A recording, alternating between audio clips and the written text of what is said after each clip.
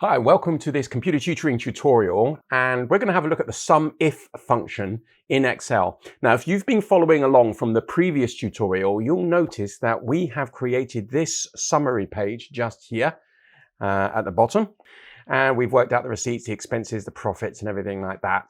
But there is a problem, there is an issue. Because we want to get how much money we got from client payments and to separate all of the various expenses, we have had to put those figures on every month. Now, let's say we don't want to do that. Let's say, for instance, we just want to put in one formula that's just going to cover the lot. And that's what we're going to do. We are going to use the SUMIF function across multiple sheets in Microsoft Excel. Let's do the na bit.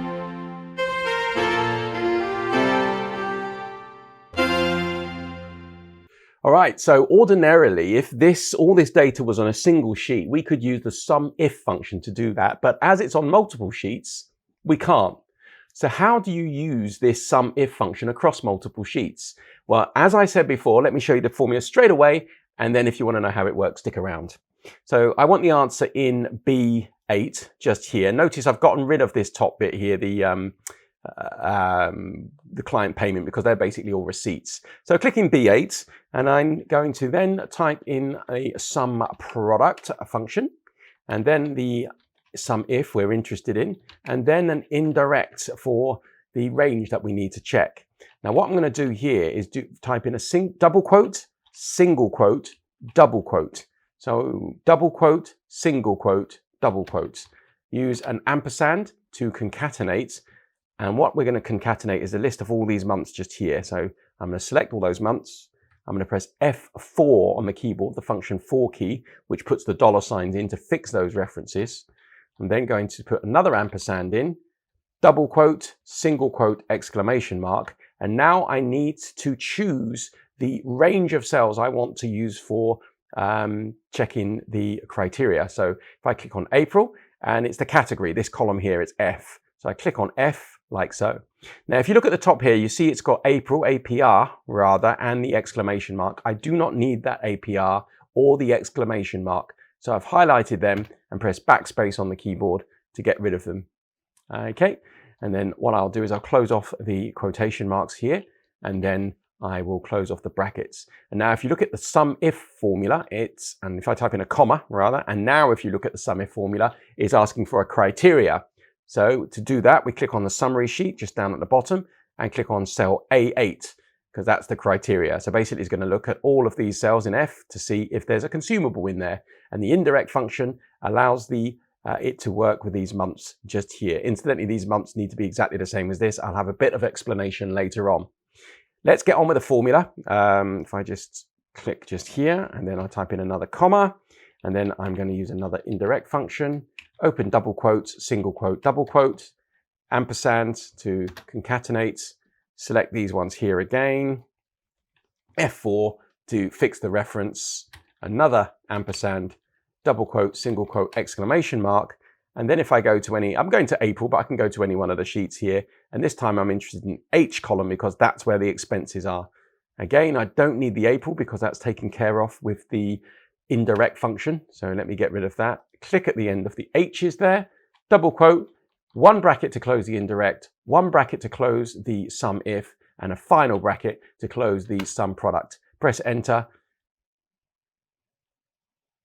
And there we go. So now that SUMIF will work. So if I go up to the top here and I double click just to autofill down, it will automatically pick up all of the different categories and how much money I spent on each category. So there you go, SUMIF across multiple worksheets in Microsoft Excel. We're going to do one more use of this as well. We've got April through to March in here, and I want to know how much profit I made. So if I was doing this with the standard sum function, I'd write something along these lines here, equals sum. You don't have to do this, just have a watch this bit. Equals sum, open bracket. And then I would basically click on April like so, and then highlight H across to I, because if this being an accounts report, all the expenses are in negative numbers and then the receiver is in positive. So when I press enter, I get my profit amount for April. Now I want to do the same for May, June, July, August, and I don't want to have to do that same formula. It takes ages. What I want to do is click on that, double click, go down and see if it works. And as we can see, it doesn't work. You can notice there it has the same amount. And the reason is if I double click in what should be May, it's still looking at April. So what I would need to do is double click on April here, type in May, press enter, and then go down and do the same for June.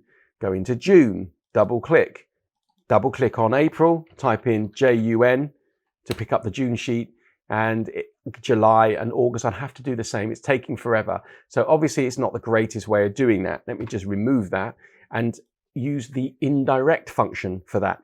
So how do we use that? So first we start off as normal. It says sum, open bracket, but then we can write indirect, open bracket.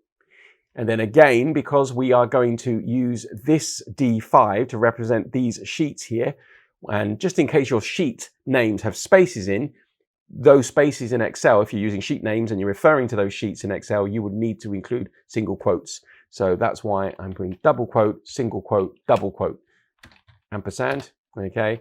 Choose D5 over there. Don't put any dollar signs in because we're going to relatively reference that down. And double quotes, open single quotes, exclamation mark, and then I can just go to April and select H2I. And again, I don't need the April because that's taken care of in the indirect. There we go. Click on the end here, close off my double quotes, close off my brackets for indirect, close off my bracket for sum, and press enter. And then we can see this is the total amount of money I've made for April. If I go back up to the top here and then double click, it then picks up the name for May, June, July, August, etc. So I know how much I've made each month. And last but not least, I'm just going to do a little tarting up of this of getting alternate rows using the format painter to do that. And there you have it. All right then, so I think we all deserve a little explanation of how exactly this SUMPRODUCT SUMIF indirect function works. And to help us do that, we're going to have a little experiment.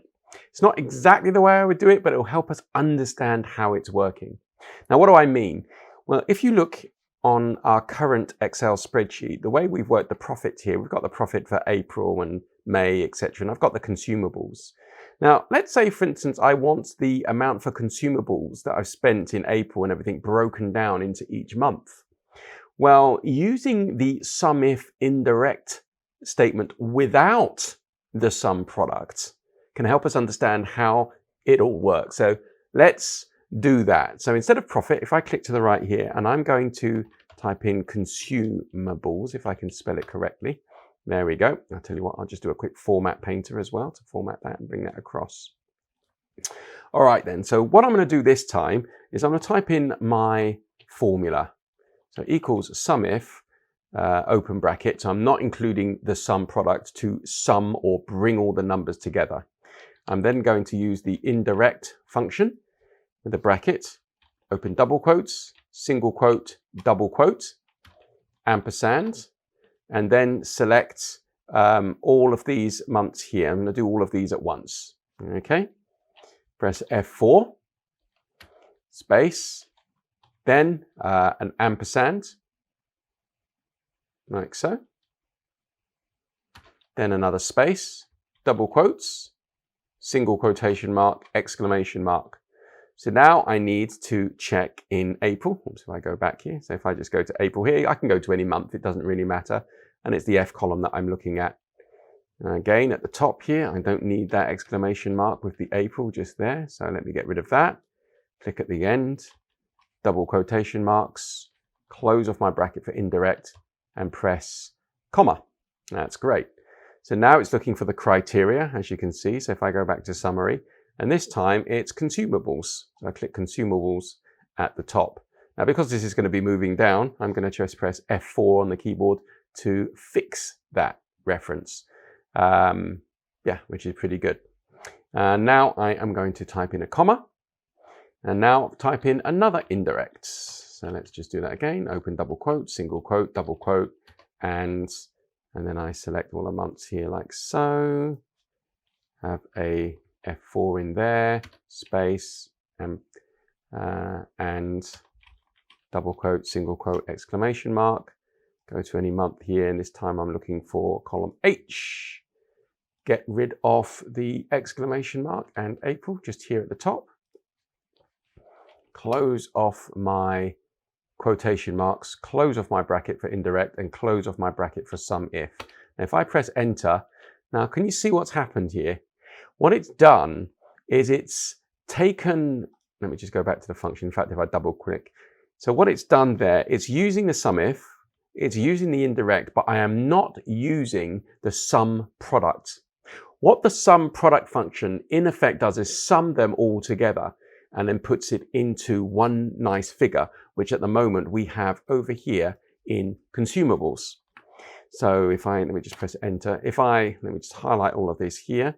And if you look down at the bottom, just here, you can see that the sum of all of those added together is £4,866.23. So there we go. So that's how it does now. If I wanted to do the same for sustenance, I can type sustenance at the top here. So sustenance, like so. And you know what? If I'm really clever with this one here, I should be able to highlight all of this, copy them, click at the end here, and then under paste special, there's a nice option for transpose. It puts them to the side there. And then if I click on consumables, because I like the look of that, format painter, and highlight all of these like so. And then instead of me typing in the formula again, I'm just going to adjust this formula a little bit.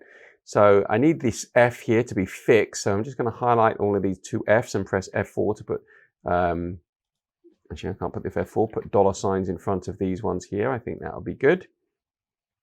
Just in case they don't move across when I'm going across there. That's good. Summary F4 indirect. That's good. So this top one is, I'm just going to take off the dollar in front of the F. Yep, so it's going to keep row 4, but it's going to move across to this next one here. If you don't understand about the dollars and absolute references, please have a check out. I'll give you a link to an absolute reference versus relative reference video. And over here, I'll do the same here, and another dollar in front of this H, and a dollar in front of this H. Now, if I press enter, I still get the same amounts, but what I should be able to do now is autofill this across, so I can just see the different amounts here, yeah? So if I just go, I should be able to do the whole lot all the way across. So these ones here will all work. Okay, I'm just going to format these all as the same types of numbers, highlight them all, Control, Shift, and number 4. And there we have. So you can now see how much I've spent across different months on different categories here through a matrix here. And just to highlight that, you see sustenance on the left here is £4,071.76. So if I highlight all of these down here, and if I look down at the bottom on the status bar, you can see £4,071.63. Now, just to be absolutely clear, if I encompassed and surrounded this function with the sum product,